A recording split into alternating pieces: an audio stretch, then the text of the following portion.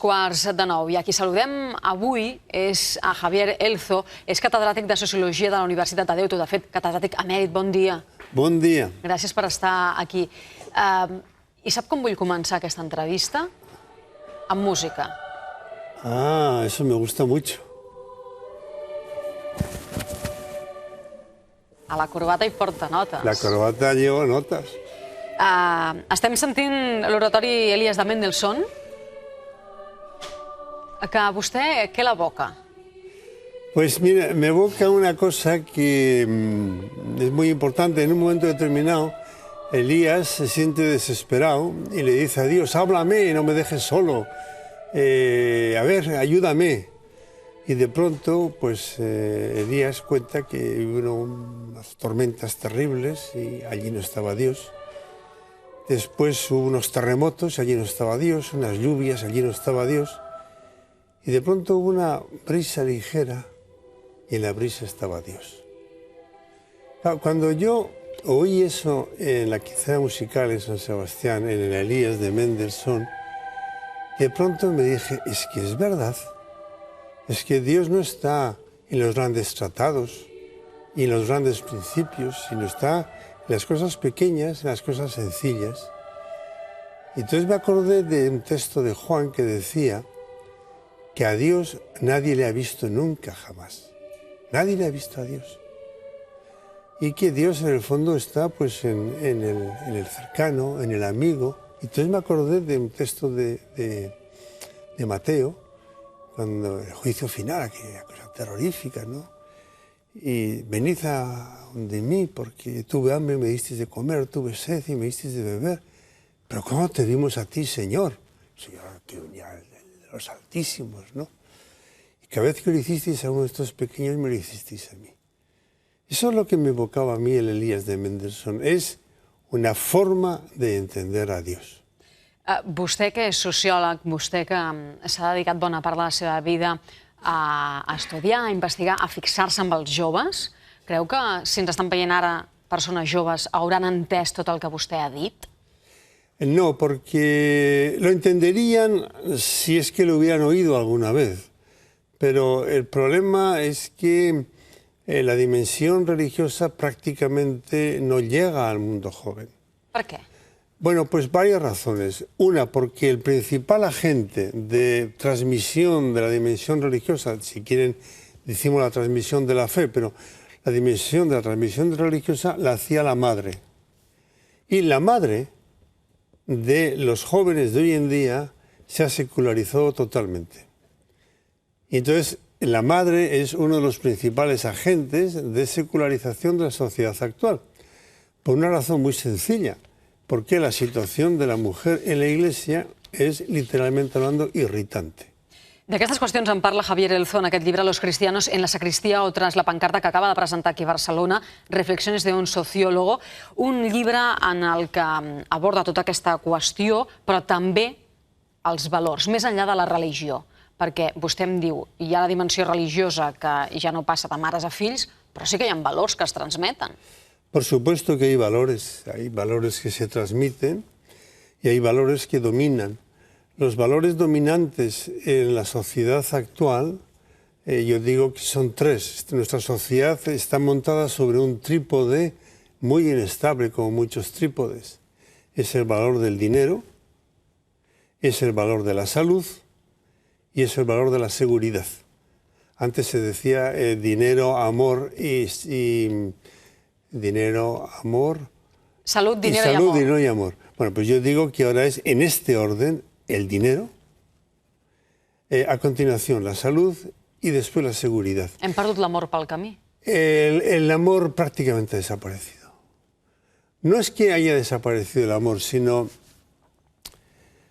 es como un deseo que a mucha gente le parece inaceptable, o inaceptable no, difícilmente alcanzable, porque las otras cosas han adquirido una acuidad y una importancia tal que en muchos momentos no queda resquicio para el amor. El amor es un desideratum, es uno de los grandes desideratum, pero claro, los valores no son solamente los desideratum, sino las prioridades vitales. En eso en lo cual nosotros invertimos nuestro tiempo, nuestros afanes. Y nuestro tiempo y nuestros afanes los invertimos en conseguir más dinero, en morirnos lo más sanos posibles. Fíjate que toda esta historia del Eurovegas y todo esto es por una cuestión del tabaco. Del tabaco, del fumar. Se trata de morirse lo más viejo posible. Y luego Orwell se equivocó en unos 10 o 12 años. Pero vivimos bajo el síndrome de la inseguridad. Y nuestras sociedades tienen más policías que nunca, más normas que nunca, más controles que nunca, más normas que nunca, y sin embargo la gente se siente más insegura que nunca. Fíjate que, no sé por tratar de tu o de usted. Com vulgui vostè. Bueno. Com li sigui més fàcil. Jo li parlaré de vostè. Ya, porque ya soy mayor. Pero bueno, perdón la interrupción. Esa expresión muy habitual en los medios de comunicación de decir, han cazado a un conductor a 180 por hora. O sea, eso ya es una cacería. O sea, montar uno en un coche es una persona que puede ser cazada por mil cosas, ¿no? Entonces, claro, una sociedad que está montada sobre estos tres valores es una sociedad muy inestable. Y ahí necesitamos, pues, un trabajo enorme de buscar otros valores. Uno es evidentemente el del amor. Yo creo que la quinta esencia del cristianismo está en que es una religión del amor gratuito. Gratuito. Però això només queda dins de l'esfera de l'Església? O també es pot aconseguir? Se puede conseguir dentro de la Iglesia. Hi hauria moltes persones que li dirien no, però jo no formo part d'aquest club i, en canvi, me'n surto. Ah, por supuesto. Vamos a ver. Ahí hay dos cosas distintas. Una, evidentemente hay gente que dentro de la Iglesia no cumple el mandamiento del amor. Eso es evidente. O sea, la Iglesia tiene muchos pecados que echarse a sí misma. No hay más que ver la Guerra Civil Española y la relación que tuvo la Iglesia con la Guerra Civil Española. O sea, eso es muy claro. O la relación que tuvo la Iglesia con el mundo del nazismo, por ejemplo. Pero también es cierto que dentro de la Iglesia, y yo no entiendo una iglesia católica y protestante, una iglesia cristiana, digamos, que no esté regida por la religión del amor. O sea, no lo entiendo. Es lo peor que le puede pasar a una iglesia, que sea inhumana.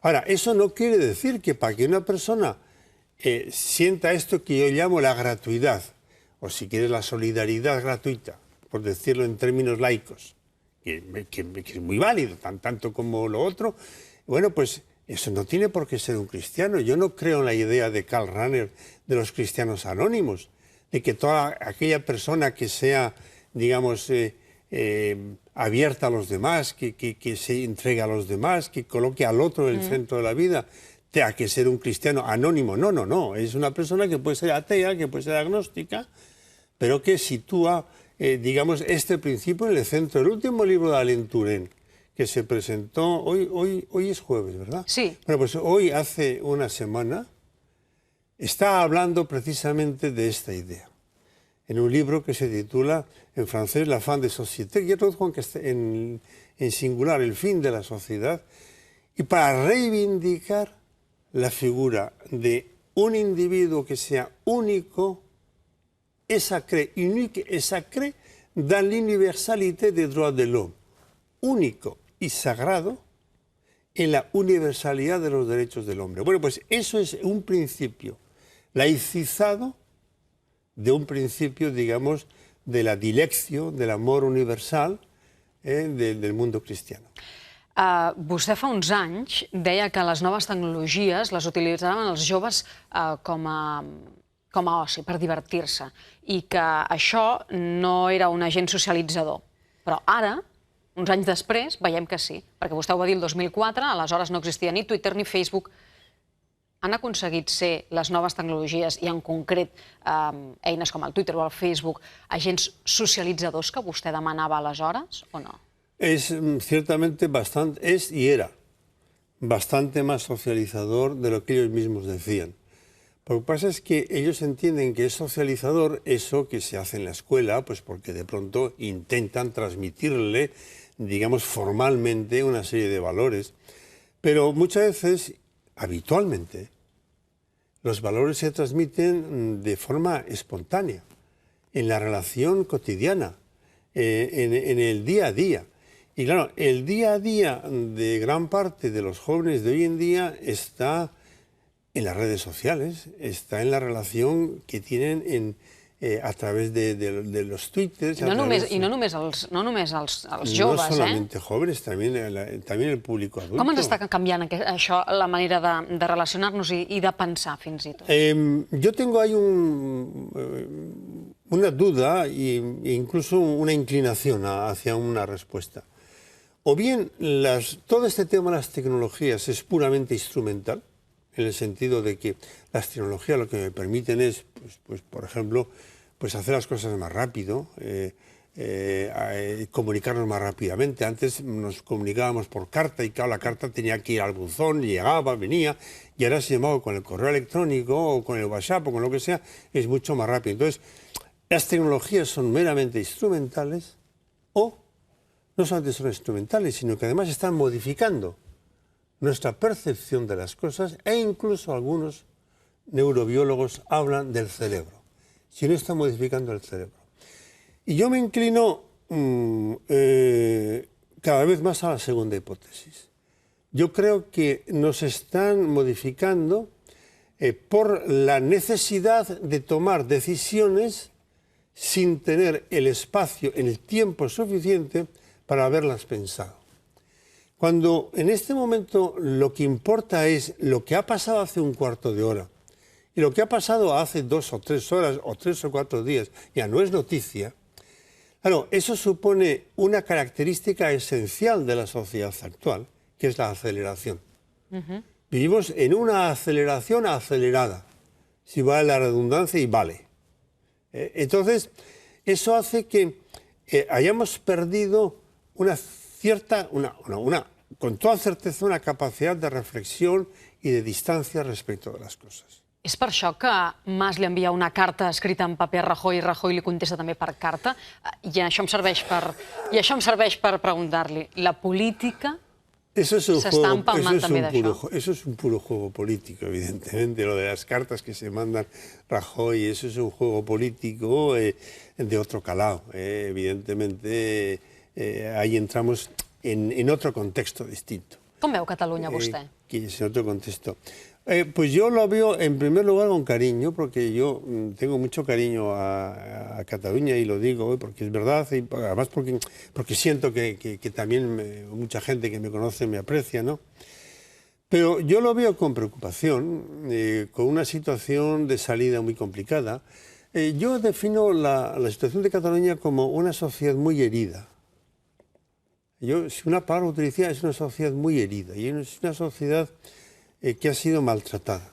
Fíjese que yo he hablado en estos medios y me lo han preguntado, a ver qué pasaba con los vascos, que nosotros que teníamos a ETA y que habíamos matado a gente. A los vascos gairebé no se'ls sent, no diuen res. Y a los vascos se os quería mucho más que a los catalanes, incluso en los tiempos en los que ETA mataba, bueno, como todos sabemos, ¿no?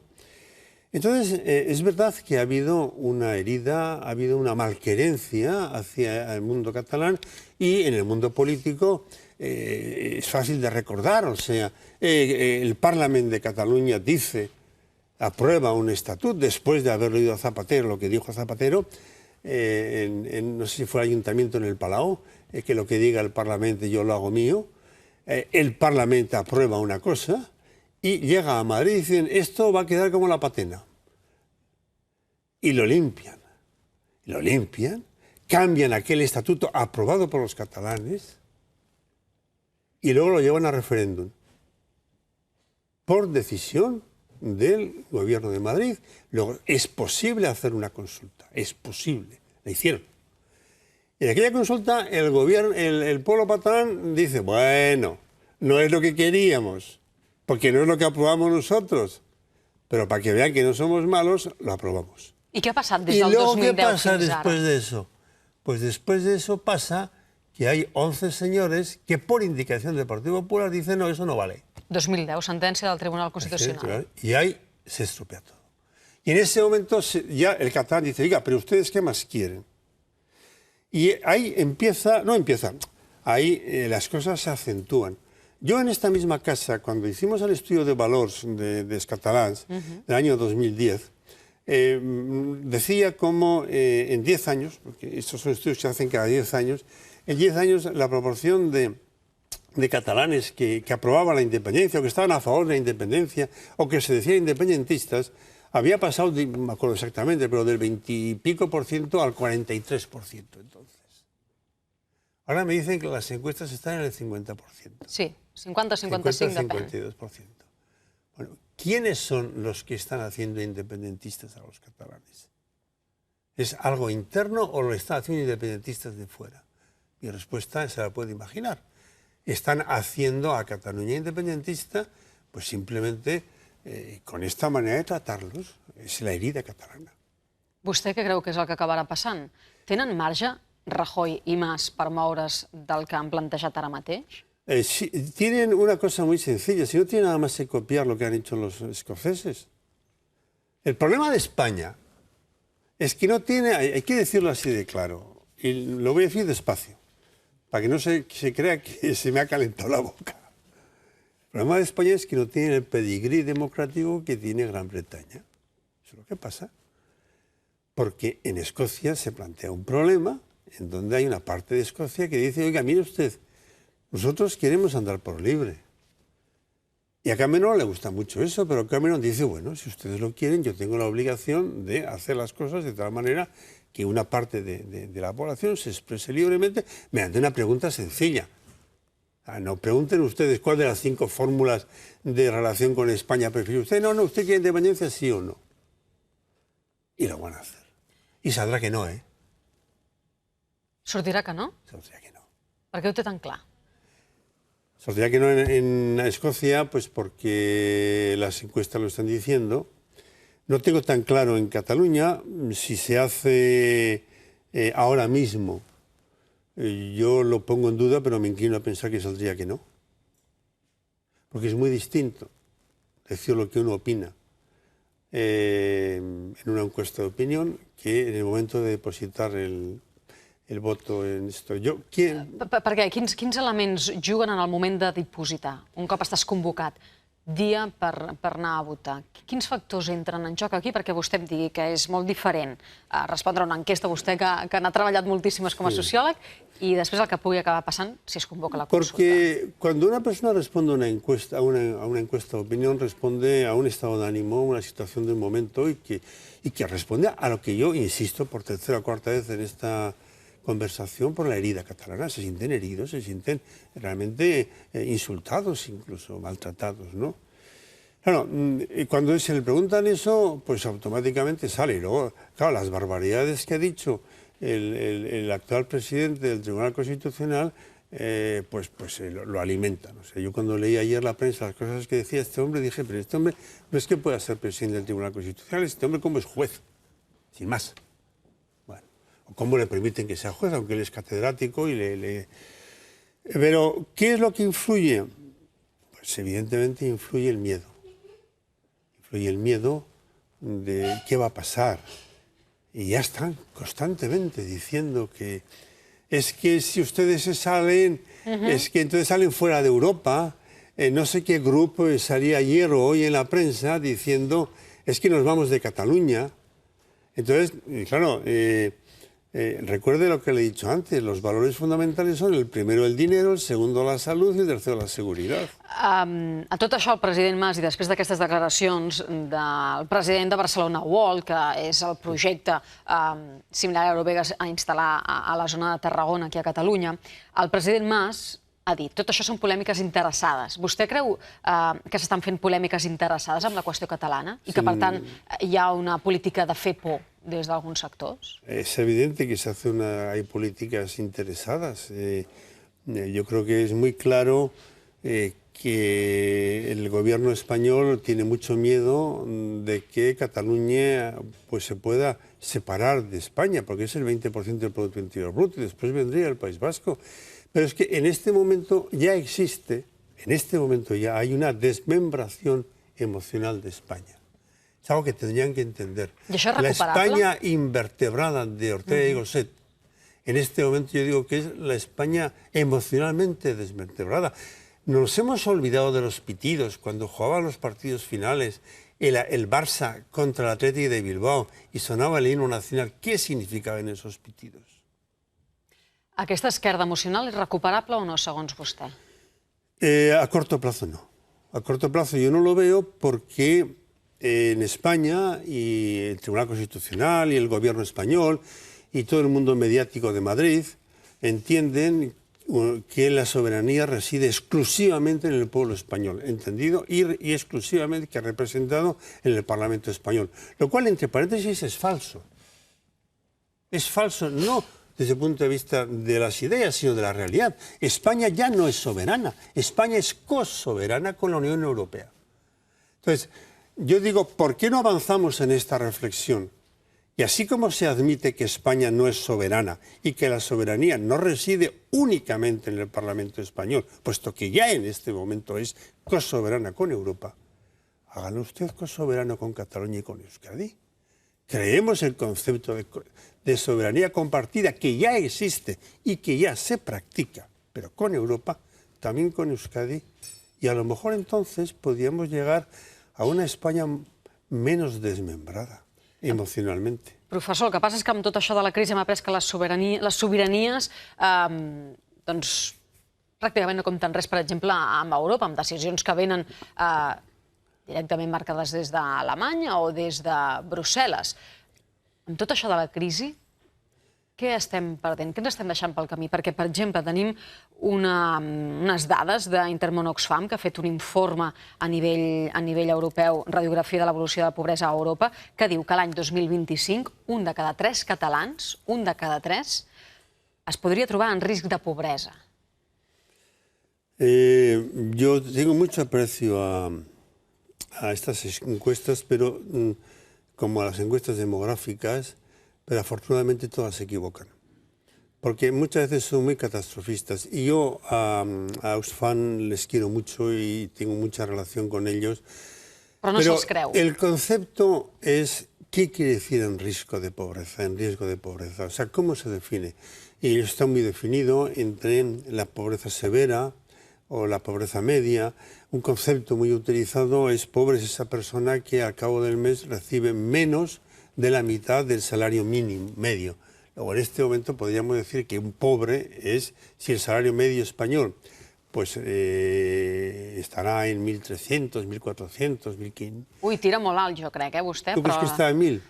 Sí, diria que sí. Está en 1.000. Bueno, pues digamos que está en 1.000. Yo creo que está un poco más que 1.000, porque fíjate que el salario mínimo profesional, salario mínimo, sí, si no me equivoco, está en 600. Sí, 640. Sí. Salario mínimo. Luego, la media, yo la tiro un poco más arriba que 1.000, ¿no? Bueno, pero es igual. Entonces, un pobre es aquella persona que en este momento pues solamente dispondría, según esta categoría, de 500, 600 euros al mes. És muy poco dinero. Vostè considera un pobre una persona que avui, si se li trenquen les ulleres, no té diners per anar a canviar-se-les o que no pot pagar la calefacció a finals de mes y per tant Yo pasa creo fred a casa? que eso es un pobre y es una injusticia social. O sea, lo que nosotros no podemos renunciar es a una sanidad universal, pero el problema está en saber dónde se pone el límite a la sanidad universal. Voy a poner un ejemplo muy sencillo. Cuando mis hijos nacieron, la ecografía la pagamos mi mujer y yo porque nos lo podíamos pagar privadamente. Cuando mi secretaria en la universidad se quedó embarazada, hizo la ecografía y la hizo por la Seguridad Social y me pareció un progreso muy grande, pero exigió que hubiera 3 ecografías. ¿Se es pobre cuando uno no puede hacer 3 ecografías o cuando puede hacer una ecografía por niño? Javier Elzo, ha estat un plaer tornar a conversar amb vostè. Hem parlat poc del llibre, de Los cristianos en la sacristia o tras la pancarta. malgrat que jo crec que sí que han sortit temes, en definitiva, sobre els quals també reflexiona, perquè hem parlat de moltes qüestions de l'actualitat i aquí també ho fa. Moltes gràcies, repeteixo, fins una altra. Muchas gracias a ustedes por invitarme, siempre estoy a gusto aquí. Adéu-siau. 9 i gairebé 9 minuts.